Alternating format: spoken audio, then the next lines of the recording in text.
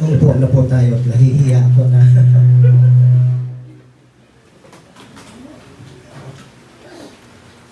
Tumayo pa kayo para lang. Kay Lord lahat ng papuri at karangalan. Wala po akong pwedeng ipagmalaki sa harapan ng Diyos, kundi ang kanyang kagandahang loob, ang kanyang awa na aking natanggap bilang kanyang lingkod. So, bago tayo magtuloy-tuloy, ay unahin natin bigyan ng karangalan ang kanyang mga salita. Tumayo pa tayo at basahin natin ang sulat ni Pablo kay Tito, Titus chapter 3. Umpisahan natin basahin sa first verse hanggang sa 11th verse. Ganito ang nakasulat. Paalalahanan mo mga kapatid na magpasakop sa mga pinuno at may kapangyarihan. Sundin ang mga ito at laging maging handa sa paggawa ng mabuti. Pagbawalan mo silang magsalita ng masama laban sa kanino man. Turuan mo silang maging mahinahon at magalang sa lahat ng mga tao. Noong una tayo'y mga hangal, hindi masunurin, naliligaw at naging alipin ng makamundong damdamin at lahat ng uri ng kalayawan. Naghari sa atin ang masamang isipan at pagkainggit. Tayo'y kinapuotan ng iba at sila'y kinapuotan din natin. Ngunit nang mahayag sa atin ang kabutihan at pag-ibig ng Diyos na ating tagapagligtas, iniligtas niya tayo hindi dahil sa ating mabubuting gawa, kundi dahil sa kanyang habag sa atin. Tayo'y ipinanganak na uli sa pamamagitan ng tubig at tayo rin ay binago ng Espiritu Santo. Masaganang ipinagkaloob ng Diyos sa atin ang Espiritu Santo sa pamamagitan ng ating tagapagligtas na si Jesucristo upang tayo'y gawing matuwid sa pamamagitan ng kanyang kagandahang loob at tayo'y maging tagapagmana ayon sa ipinangakong buhay na walang hanggan. Mapagkakatiwalaan ang aral na ito, kaya't ang nais ko'y buong tiyaga mong ituro ito sa mga nananalig sa Diyos upang ilaan nila ang kanilang sarili sa paggawa ng mabuti na siyang karapat-dapat at kapaki-pakinabang sa mga tao. Iwasan mo ang mga walang kabuluhang pagtatalo, ang di matapos-tapos na talaan ng mga ninuno at ang mga pagtatalo at alitan tungkol sa kautusan. Ang mga ito ay walang mabuting ibubunga at walang halaga. Pagkatapos mong sawaying minsan o makalawa, iwasan mo na ang taong lumilikha ng pagkakabahabahagi dahil alam mo ang ganyang tao ay masama at ang kanyang sariling mga kasalanan ang nagpapakilalang siya'y mali. Tayo'y manalangin. Lord, kami po ay lubos na nagpapakumbabang lumalapit sa iyo. Ibinibigay ang kataas-taasang papuri at pagdakila sa iyo na aming Panginoon. Tinipon mo kami, Panginoon, ayon sa iyong kalooban sa mga oras na ito upang ihayag ang iyong katapatan, ang iyong kabutihan sa buhay ng bawat isa sa amin. Sa iglesyang ito na ikaw mismo ang nagtatag, Panginoon. Hinihiling namin ang iyong pangunguna sa bawat isa, ang pagpapala na ibibigay mo sa pangunguna ng iyong banal na Espiritu na siyang magtuturo at magpapaliwanag sa amin sa nais mong iparating sa bawat isa sa amin. Nawa, Panginoon, ay maghari ka sa aming mga puso at isipan habang kami po ay makikinig at tulungan mo kami na tatanggapin namin ang biyaya ng iyong mga salita na may pagpapasalamat at may kagalakan sa aming mga puso. Maraming salamat, Panginoon, sa pag-iingat mo sa bawat isa sa amin, lalo na sa mga kapatirang bumiyahe pa ng may kalayuan papunta sa lugar na ito. Pinupurin, sinasampakan namin. Ito po ang aming samot dalangin sa pangalan ni Jesus. Amen. Tayo po ay umupo. At isang maligayang celebration sa iglesyang ito sa Alingigan. Salamat po. may mga bagay lang akong nais na linawin bago tayo magtuloy-tuloy dito sa celebration natin sa God's abounding grace, the only source and assurance of our eternal destiny.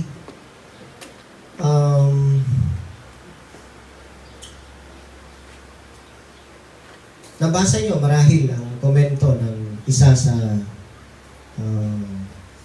ewan ko kung paano natin siya ibibilang, ano?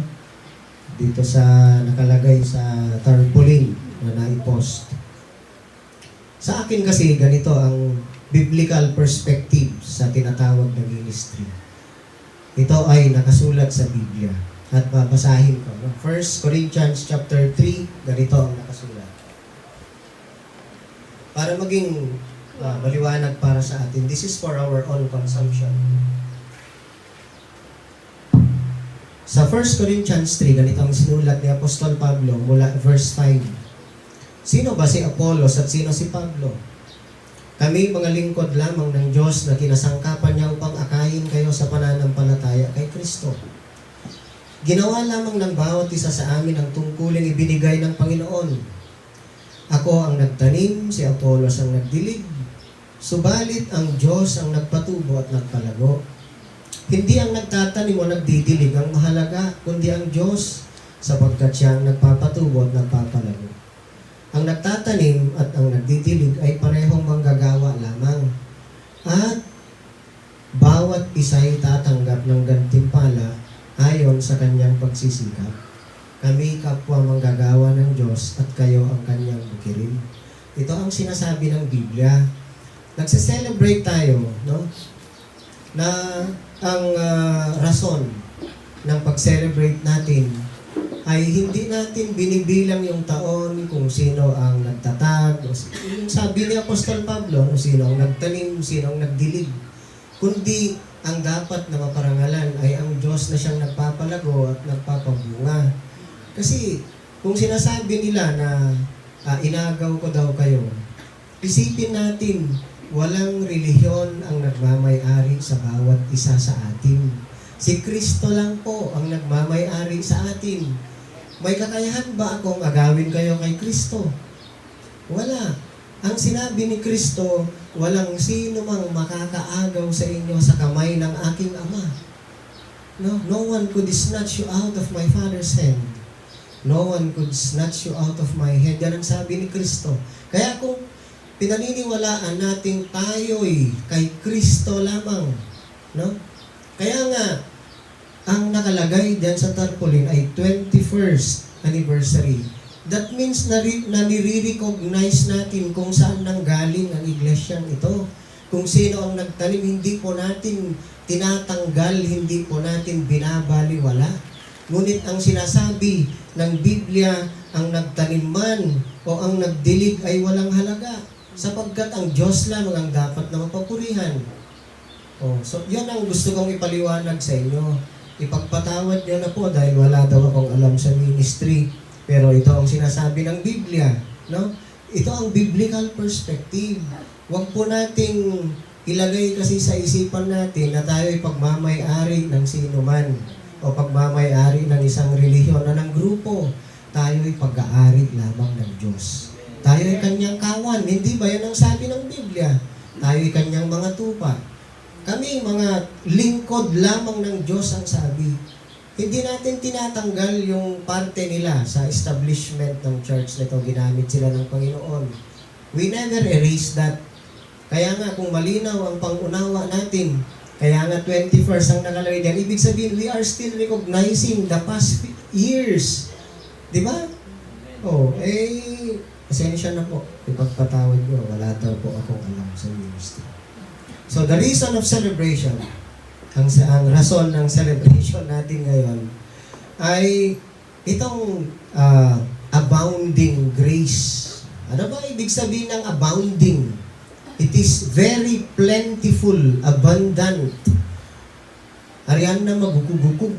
Immeasurable grace ng Diyos that is grounded in His love. Naigamo at pagiduna sa kanyang kabutihan, kindness, sa kanyang mercy, sa kanyang renewing power by the Holy Spirit through Jesus Christ. Ngayon, hindi ko kasi makalimutan yung turo ni Pastor Joe noon kasi siya ang mentor ko. Naikwento niya minsan sa akin ang tungkol sa buwan at sa aso. Ano bang pagkakaiba ng buwan sa aso? Sabi niya. Ang buwan, walang kaimik-imik. Wala kang maririnig na sound mula sa buwan. Ngunit siya'y nagliliwanag. Ang aso ay kahol ng kahol. At ang tendency pag kahol ng kahol yung aso, lumalayo yung mga tao sa kanya. So, sa atin, ang pinipili natin, tayo yung maging buwan. Huwag tayong, yung tinuro mismo ng sulat ni Pablo dito sa Tito, no? Kaya iniiwasan natin, itinuturo ko sa inyo, na huwag nating patulan yung kung ano-anong mga naririnig natin. Kayo mismo ang magpapatotoo niyan. Diba? Palagi kong ibinibilin sa inyo, huwag na huwag kayong mag-react kasi pinipili nating maging buwan. Magliwanag lang tayo, nakikita sa atin ang liwanag ng Diyos. Sapagkat nasusulat naman sa Biblia, tandaan natin, huwag nating kakalimutan ito, na mas maganda na sundin natin kung ano ang nakasaad sa banal na kasulatan sapagkat ito ang nagpapatotoo na tayo nagpapasakop sa Diyos. Alam naman natin ang sinasabi ng Biblia sa Matthew chapter 12 verse 36, sabi ng Panginoong Hesus doon, "But I say to you, that for every idle word men may speak, they will give account of it in the day of judgment. For by your words you will be justified, and by your words you will be condemned." Yan ang sinasabi ng Biblia. Kaya meron tayong katahimikan na huwag tayong papatol sa mga ganong mga komento sapagkat alam naman natin na darating at darating ang panahon na tayong lahat ay haharap sa hukuman ni Kristo. Piliin nating maging katulad ng buwan. Huwag tayong kahol ng kahol dahil pag kahol ka ng kahol, mas lalong lumalayo ang mga tao sa iyo. Sa katunayan, yun nga ang dahilan ninyo, bakit kayo lumayo. Diba? Okay. So, tayo ay nangangailangan ng kagandahang loob ng Diyos dahil pinaliwanag dito sa banal na kasulatan. Ganito ang sinabi sa nabasa natin sa verse 3. Noong una, tayo ay mga hangal, hindi masunulin, naliligaw at naging alipin ng makamundong damdamin at lahat ng uri ng kalayawan. Naghari sa atin ang masamang isipan at pagkainggit. Tayo'y kinapuotan ng iba at sila'y kinapuotan din natin. Ganyan dati ang kalagayan natin. Ngunit anong sabi? Ngunit nang mahayag sa atin ang kabutihan at pag-ibig ng Diyos nating tagapagligtas, iniligtas niya tayo. Ibig sabihin, tinanggal na tayo ng Diyos sa ganyang uri ng pamumuhay. Inilipat niya na tayo sa liwanag ng kanyang anak na si Kristo. Kung kaya't ayaw na nating gawin ang mga ganitong bagay. Yun ang bilin ni Apostol Pablo, kaya sinasabi niya kay Tito, pagbawalan mo silang magsalita ng masama laban kanino man sa verse 2. At turuan mo silang maging mahinahon at magalang sa lahat ng mga tao. Yan ang hinahangad nating sundin. Dahil hinahangad nating magpasakop sa salita ng Diyos. Ano pa ang silbi ng sinabi ng Biblia na tayo'y iniligtas ng Diyos sa ganyang uri ng pamumuhay kung hindi natin na isasagawa? Kaya nga gustong-gusto ko yung sinabi ng isang Russian novelist na si Tolstoy. Siya ang writer nung matanda nyo, merong nobela noon na ginawa ang GMA na Anna Karenina. Based doon yung sulat ni Tolstoy, Russian novelist. Ang sabi niya, "Don't speak to me about your religion, but show me your religion by your actions." Kasi yun ang totoo. Kung tunay na Kristiyano ka, magagalak ka sana na ang isang natatag na ministry, kung hindi man ikaw ang nagtuloy, may ibang nagtuloy, dapat magalak ka. Sapagkat yan ang tunay na damdamin ng isang Kristiyano. Ngunit kung nagagalit ka at kung ano-ano ang sinasabi mo, hindi mo nasusunod ang sinasabi ng banal na kasulatan. At ang sinasabi pa nito sa verse 11, dahil alam mo ang ganyang tao ay masama at ang kanyang sariling mga kasalanan ang nagpapakilalang siya ay mali. Biblia po ang nagsasabi nito. Hindi po tayo na nagbibigay ng sariling komento, ngunit salita ng Diyos ang nagsasabi. Ngayon, kailangan ng nangangailangan ng pagliligtas ng Diyos. At kung tayo'y tunay na iniligtas na nga ng Diyos, dapat ay nakikita sa atin na isa sa buhay natin ang bawat turo na nababasa natin dito sa banal na kasulatan. Kung hindi natin nagagawa at na isa sa buhay, ay medyo questionable po ang kaligtasang sinasabi natin natanggap na natin. Yan po ang totoo. So ngayon, ang rason ng ating celebration ay walang iba kundi itong nakasulat sa tema natin. Itong sineselebrate natin. The reason why we celebrate is that because we have received, tinanggap na po natin itong abounding grace ng Diyos na siyang bumago sa buhay natin. At magtutuloy-tuloy at ito lamang ang source at kasiguraduhan ng ating eternal destiny. Iniligtas niya tayo. Remember, ang sabi dito sa Biblia, He saved us. Sa verse 5, iniligtas niya tayo. That means, itong gawain ng pagliligtas ay kailanman hindi magagawa ng tao. It is solely a work of God. Kaya ang sinabi niya, iniligtas niya tayo. Hindi binanggit ng Biblia na meron tayong bahagi sa kaligtasan ito. Ngunit ito ay gawain ng Diyos at ng Diyos lamang sa pamamagitan ng mga bagay na nabanggit dito. Walang kakayahan ng sino mang tao na magliligtas sa Kanya, sa Kanyang sarili. No person could ever rescue himself from the previous life na nabanggit dito sa verse 3 na binasa natin. Nasabi niya, noong una tayo'y mga hangal, hindi masunurin, naliligaw at naging alipin ng mga mundong damdamin at lahat ng uri ng kalayuan. Naghari sa atin ang masamang isipan at pagkainggit. Tayo'y kinapuotan ng iba at sila'y kinapuotan din natin. Ganyan dati tayo. No? At wala tayong kakayahan upang makahulagpos sa ganyang uri ng pamumuhay kung hindi dumating ang pagliligtas ng Diyos sa atin. So, walang tao ang nagkakaroon ng desire, ng plano, ng kapangyarihan na baguhin ang kalagayan natin. Ang Diyos lamang. Kaya nga sinabi dito, no? Paano nangyari na tayo'y binago? Tignan natin sa verse 4 and verse 6. Dahil, anong sabi?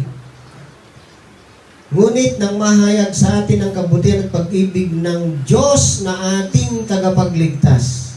At ganoon din sa verse 6, masaganang ipinagkaloob ng Diyos sa atin ang Espiritu Santo sa pamamagitan ng ating tagapagligtas na si Jesucristo.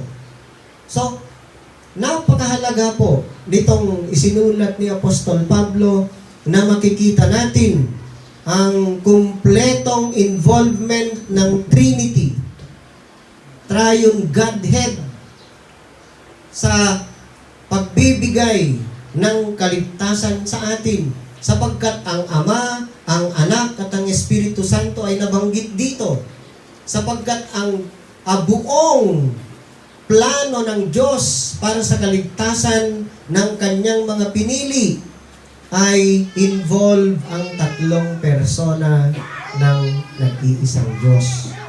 No? So, ano ba ang goal? Bakit ginawa ng Diyos ito? Bakit? He saves us for what reason? Bakit iniligtas tayo ng Diyos?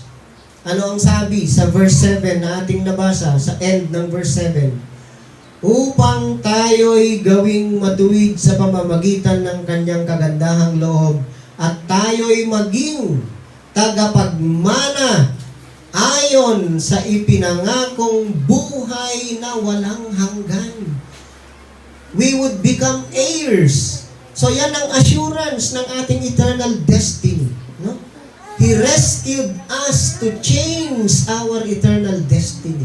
Tinanggal niya tayo sa dating sistema ng pamumuhay natin at inilipat niya tayo sa liwanag ng kanyang anak na si Jesucristo upang sa ganon tayo'y maging tagapagmana ng alin? Ayon sa ipinangakong buhay na walang hanggan. So yan ay assurance. No? Kapag sinabi ng Biblia na iniligtas niya tayo upang maging tagapagmana. No? Ayon sa ipinangakong buhay na walang hanggan, walang pwedeng makapagbago dyan sapagkat Diyos ang nangako. So, ngayon, alamin natin ang mga rason na ang sentro lamang ay hindi tao, no? Kundi Diyos lamang ang titignan nating rason kung bakit tayo'y kanyang iniligtas. He rescued us, first point, by His loving kindness. Yun ang una po na binasa natin. Ngunit nang mahayag sa atin ang kabutihan at pag-ibig ng Diyos, iniligtas niya tayo. Hindi dahil sa mabubuting gawa, kundi dahil sa kanyang habag sa atin. So una, no, by His loving kindness. Ano bang description ng kabutihan ng Diyos sa kanyang mga nilalang? Ito ay klarong-klaro na ipinaliwanag ng Panginoong Yesus nung siya ay nagturo na isinulat ni Lucas sa Luke chapter 6 verse 35. Ganito ang sinasabi ng Biblia. Tignan natin, paano ba i-describe ang kabutihan ng Diyos? Luke chapter 6 verse 35. Ganito ang nakasulat.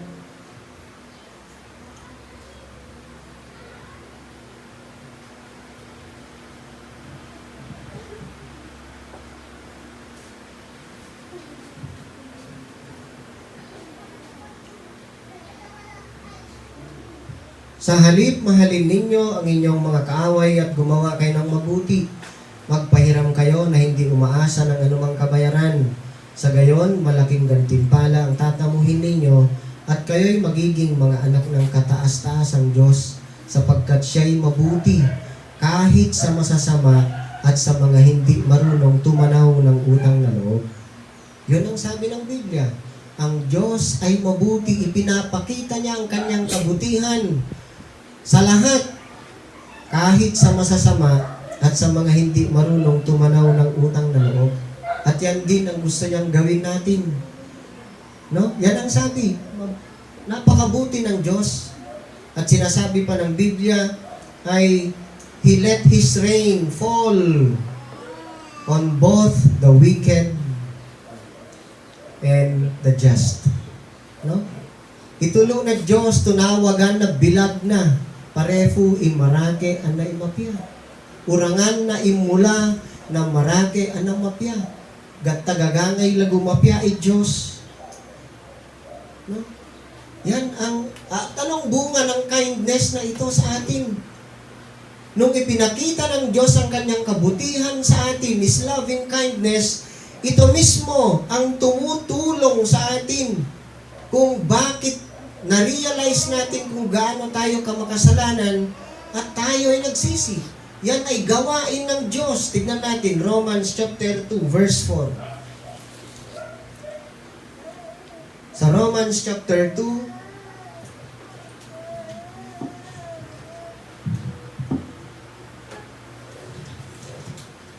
verse 4, ganito ang mababasa. O baka naman gusto mo pang hamakin ang Diyos dahil siya ay napakabait, mapagpigil at mapagpaumanhin. Hindi mo ba alam na napakabuti ng Diyos? Kaya binibigyan kanya ng pagkakataong magsisi at tumalikod sa kasalanan. It is the kindness of God that brings us to repentance. Yun ang nag-uudyok sa atin. Sapagkat kung nararamdaman mo, nararanasan mo ang kabutihan ng Diyos, yon ang tumutulong sa atin upang ma-realize natin na tayo'y masama, tayo'y makasalanan, at siyang nagtutulak sa atin upang tayo'y magsisi. Napakabuti ng Diyos. Even our repentance ay sa Kanya pa nanggaling. At ang kabuuan, the whole thing is initiated in the uninfluenced and sovereign kindness of God. Walang sino mang nagtulak sa Diyos ng impluensya sa Kanya upang ipakita niya ang Kanyang kabutihan at pagmamahal sa atin. It is His own prerogative bilang Diyos na mahabagin, bilang Diyos na mabuti, bilang Diyos na mapagmahal. Sapagkat yun ang Kanyang characteristic, yun ang Kanyang virtue bilang Diyos. Gusto ko nga, ang sinabi ni Paul Washer, no? Ang sabi niya, I have given God countless reasons not to love me, but none of them has been strong enough to change Him. Totoo yun. Ako mismo, no? Napakaraming rason, napakaraming bagay akong nagawa, countless reasons, upang hindi ako ibigin ng Diyos. Ngunit ni isa man doon ang naging dahilan upang hindi niya ibinigay sa akin ang kanyang pag-ibig. Bawat isa sa atin, yan ang ating naranasan. Amen. So, anong reason ng ating celebration? God's abounding grace. He saved us, una, by His loving kindness. Napakabuti ng Diyos. Siya'y mapagmahal. Wala siyang katulad. Yan ang pag-ibig ng Diyos. Yan ang part ng Ama. At ang pangalawa, second point, He saved us by His mercy and the regenerating power of the Holy Spirit. Ano ang sabi ng binasa natin kanina doon sa Tito?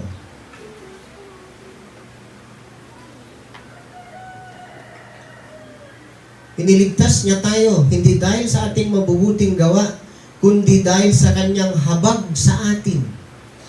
Tayo'y ipinanganak na muli sa pamamagitan ng tubig at tayo rin ay binago ng Espiritu Santo. So by His mercy, sa Kanyang habag, mercy is a magnificent word. No? Ang Greek word ng mercy ay hileos. Ito ang ipinakita ng Diyos that may relasyon sa ating misery. It relates to the condition of the sinner in his sin. So, ang mercy o habag ng Diyos, ito ay compassionate concept na siyang tumutulong sa atin upang makarecover sa ating kasalukuyang kalagayan, especially nung tayo'y makasalanan pa. Alam natin nang ibig sabihin ng habag o mercy ng Diyos, yung hindi niya pagbibigay sa isang makasalanan of what he deserves.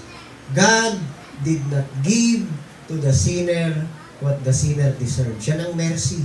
Hindi niya ibinigay sa atin kung ano ang dapat o nararapat para sa atin. Yan ang kanyang habag, no? So, bakit? Bakit ganon? Kasi ano bang nadideserve natin? Ano ba dapat ang nararapat sa atin bilang mga makasalanan? Ang nararapat sa atin ay ang galit ng Diyos. We deserve God's wrath. No? Ngunit we deserve God's wrath but we receive salvation. Nararapat sana tayong maparusahan dahil sa ating mga kasalanan. Ngunit, anong sabi ng binasa natin? He saved us. Bakit? Why did God chose to do that for us?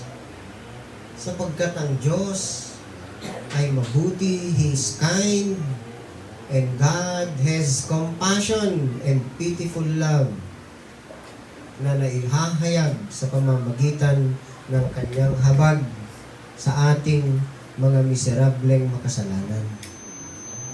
Yan ang habag ng Diyos. Nikabit na itang lamang na Diyos.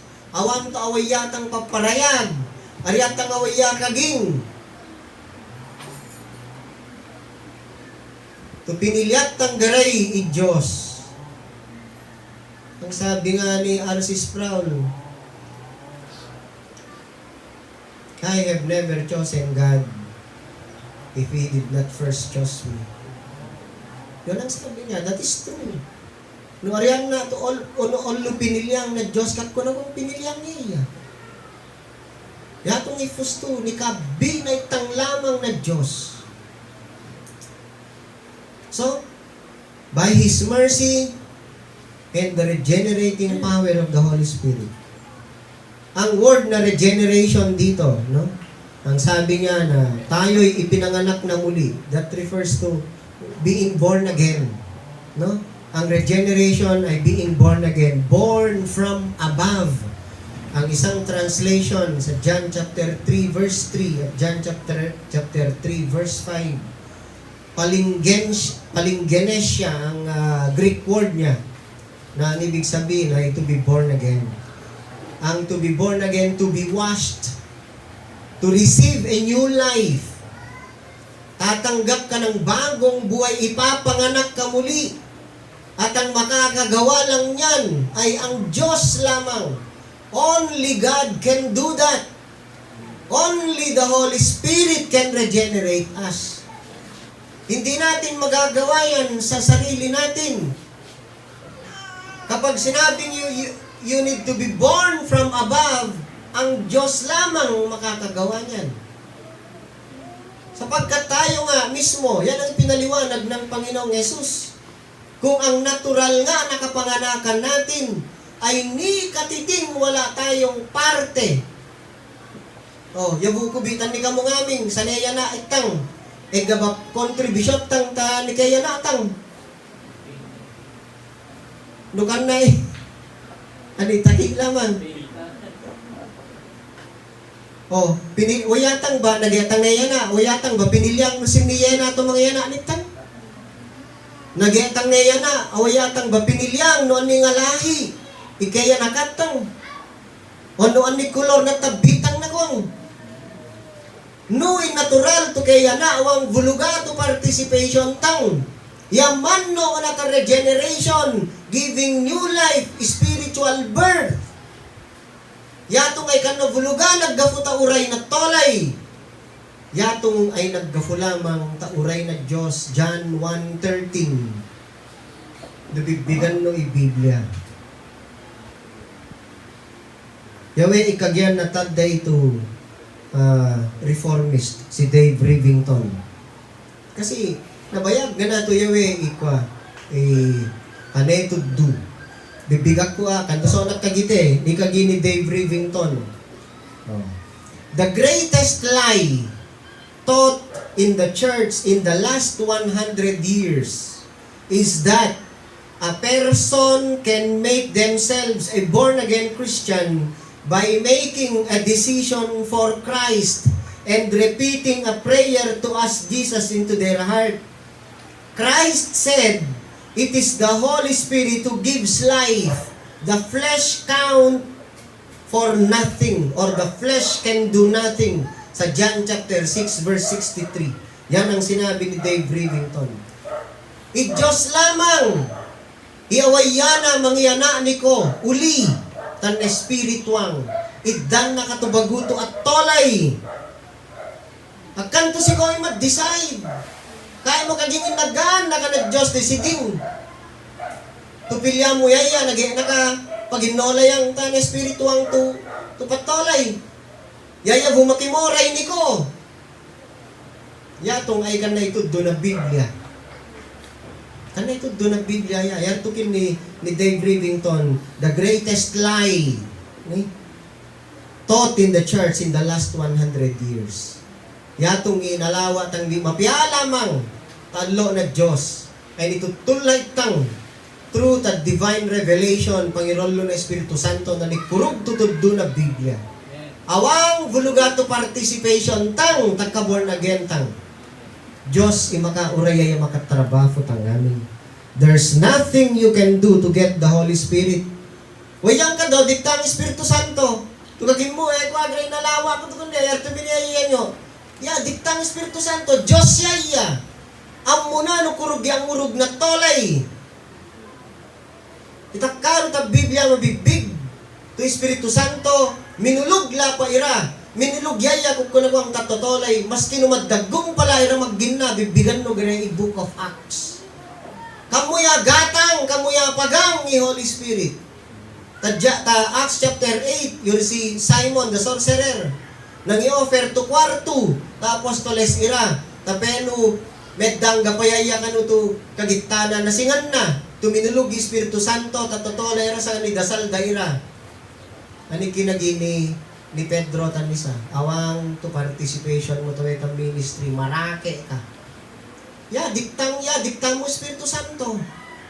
Diyos yaya. Umayaya tatolay to masingan na to, kurug to ang urug na to liyawa na Diyos disa. Akan to si ko na disidi.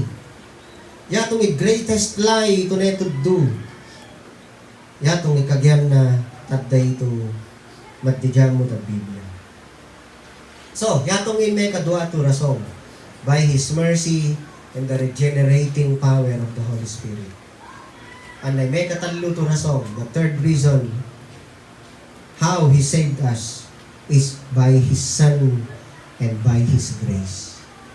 Kompleto, Trinity tawe. Iyama by His loving kindness, niratal na ikapalyag nitang megafuta yaya ay mapya, yaya ay minagdidento.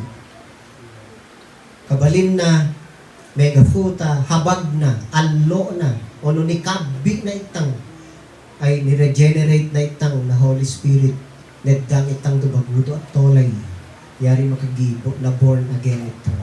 Anay, may katalo, ay megafuta na by His Son and by His grace.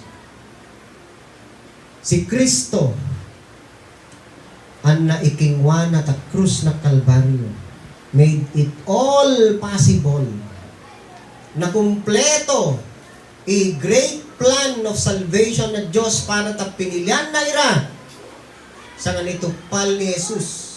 Dapat itupal na para tayo kapalyagtan.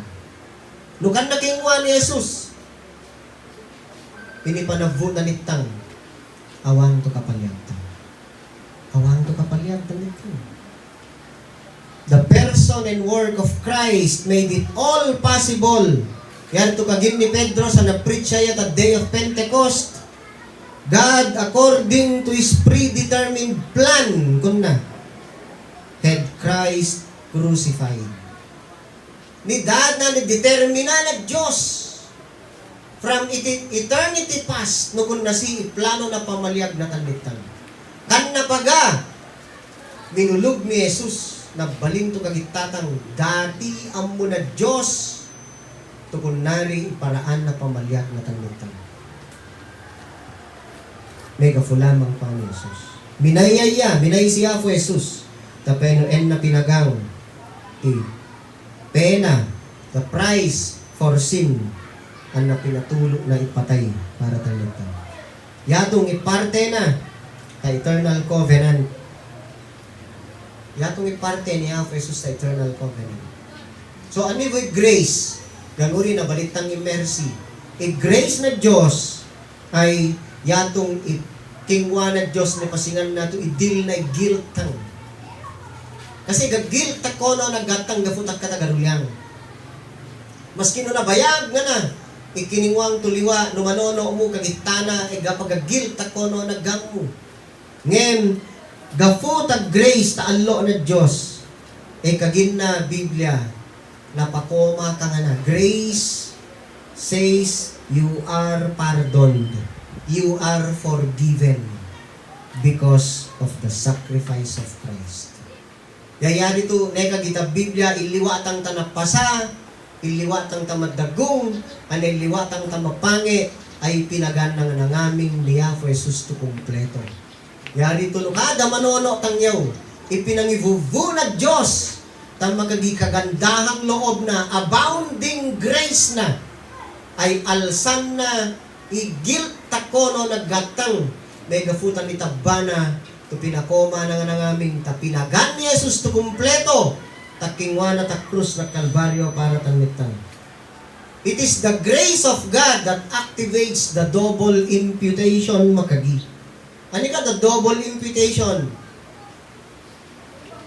Inako ngaming ni Jesus ibato na Diyos gafutak katagalulyatang kagitana kadaliwa tukingwatang ay nepay ngaming kwa ni Jesus. Sa nga nataya yatak krus na Kalbaryo. Tapeno, ikatunon na. Yari ni pay na Diyos tamitang. Yari magigidouble imputation. Diyos Ama, ni pay na ngaming kwa ni Jesus, penalty na liwatang. Anay katunon ni Jesus, ni pay na tamitang. Tapeno garantisado, hindi ka pa kumatang to kumpleto. Yari magigidouble imputation. Grace ay kingwa na Diyos which is giving us what we don't deserve. So, in mercy ay ikan na pinangyawa tame pangunitang. Grace ay niyawa na ikatang na kung may pango alawa kang. We don't deserve to be forgiven. Katang na kung ma-deserve mapakoma. Katang na kung ma-deserve tumal sa ikatagarulyatang may gafot ang mutang at de sa ngawe ay kan na pagamalattu na pagtagarulitan nitang.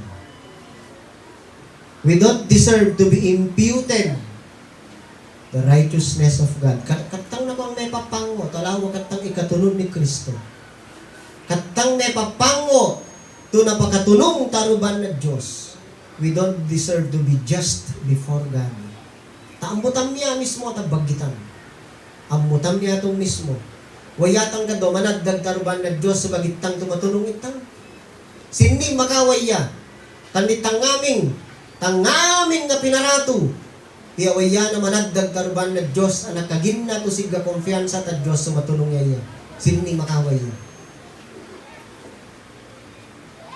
We don't deserve to maitang ta presensya ng Diyos.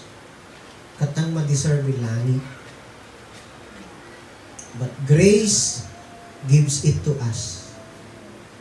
Because God's justice is satisfied in Christ. And He declares us justified. Si Jesus lamang ang makatulong nitang. Si Jesus. Mainatang, taweri, i-word to faith ta binigbigtang ta Titus chapter 3 ay passive. Awan tunay kagito may yanong ta faith ta Titus chapter 3. Pero ta binigbigtang, it is passive. Pero kan nakaya kaging to kan namawag na ang urog. If you would ask no yabukan no, kung si boy ang urog lang. Pati atong niyawa na Diyos nitang gafuta grace na. No tanitang lapa, we would not have the heart to seek. Awang bulugata kono naggatang to aleratang i Diyos. Tag kami nagtagarulitang, nagetang natalibagu. Awang buluga, yatong na Biblia, we would not have the faith to believe. No kung natong iparikon na sitang, no i-recognize tang, to kung natong ikingwa na Diyos, that God has done all, yatong monergistic way of salvation. Solo, trabaho na Diyos lamang. Yatong lo'y kurugatang yung may makigi reformation, gay makigi 5 solas, ne fundasyon nga nagkurugatang. Sola Scriptura, Ani ka na kaginyari, Latin to theology must be spiritually grounded ta Biblia lamang. Bible alone. Isolus Christus, theology must be Christ focus. Si kani Kristo lamang. Isola fide makagi ay faith alone. Theology must be faith driven. Isola gratia makagi, theology must be grace saturated, grace alone. Anay soli Deo gloria, for God's glory alone. Yatong ikurgatang. Yan ito no kagidda to, ito do to kanamawag nang urog ta kapalyag. Ay pasensya po, ame lugan ito do yatong. Amo na Diyos siya. Amo na Diyos siya. Niyawa na Diyos ang urugtang. I-problema, kadare alawa kang to, yung urug naggafu ta Diyos. Para tanira naggafula pa tanira. God's grace is the originating cause of regeneration. The sinner's faith is the immediate effect. Kakubulugan ng urug. Lukan na ni kabi na Diyos. Yan to, ini kay state na ta, Ephesians 2:8. For by grace you have been saved through faith. Kan na pinagbaliktad ni Apostol Pablo. Kan na kinagito, for by faith you have been saved through grace. Akang naguluy grace to binuyaan na kay fundasyon ng aming ay inalakan na katuolo na Diyos. No kan na kinalakan awang vulugat ang urog mo. Nagtalita baliktad gam mo. Ulit ko kaging, God's grace is the originating cause of regeneration. The sinner's faith is the immediate effect. So, waragi ira. Our eternal destiny. Yan, tareka kita. The only source and assurance of our eternal destiny ay God's abounding grace. The eternal destiny tang ay nesigurado ka ni Kristo. Anayatong inadumantang takaro ang irata professing Christians to abatadda ay mawangwad da ikapalyag da. Nagtatamawawad da kasi ikagintay na lang pero nag-decide. Yan yung problema. Ano si Kola pa nag-decide? Eh talaga yung possibility na tumawawa mo ta si Kola pa nag-desisyon eh. Ngayon nun iterag mo, takwa ni Kristo, iintero kapalyag mo. Nirikon na sinto, tarabafo na Diyos, solamente tarabafo na. Kamuvulugadudang tumawawa mo tanitabpa na. Yatong kinaginiafes sa John chapter 6. Nga aming iniyawa mo niya kang kung nakayama awang tumawawang. No one will ever perish, but I will raise them up at the last day. Yatong tabba ni Jesus. Sini pa makatalakam mo? Si Jesus o baging lapa to kagim mo to si Kola pa nagdesidi. Nuugo, pangiteragam mo, tagkapalyag mo. Ay, delikado ka. Siyempre, nuugo, pangiteragam mo. Ngayon, niterag mo ka ni Kristo, ikapalyag mo, tayaya mabala makatrabaho. No, na pa mo, ikakado ni contribution tang sa nga nito pal ni Jesus, ikipamalyag nitang piga 1,000 years na rin nagpasa. Ni pan araray yu pagatuloy na ka. Binalin na nga ni Jesus, ipamalyag na. Sa nga nepato at krus ng Kalbaryo, kabalin na sa nga kagim mo si Kola pan nagdesidi. Grace is never grace at all. No kagim mo to, pinalyag na na Diyos, kabalin na kagim mo, mintinik ko lapay kapalyag ko, tapeno makadeng at langit. Yatong ay contradiction. It's never grace at all, no ko na ito. No yatong ikurugan mo. Grace is not grace at all if you strive to maintain your salvation. Yamin tiningi kapalyag mo. Siya, banikulukukuha mo, minagtagarulitang lago. Baka sa ano babayag, makaliwait tang mana. Diba? Yatong yung reality, katangya ili, magkaroon ng Diyos. Yan to, kagik ko, anlo na lamang ng Diyos namin. iterag tang lamang ta finished work ni Christ. Ikapalyagtan. Tapeno sigurado, eternal destiny ta. Ni pasingan na Diyos, pinatal na, yarihan na matukutukog to allo na tanitang, inaggalalo na. Tapeno, yari lamang itatagday ito na may nagkafanan na, kasiguraduan na, mapangit ang angangan na. Our eternal destiny is secured only and only in Christ. Amen. Magdasalita. Lord, pagbalabalo kami afu, kanibalugtong ni kami. Bendisyonan mo kari, yung mensahe ta futo na nono kami. Imulam kari ang ama, to kami makakatanaw. Panaufunan na kami di Lord.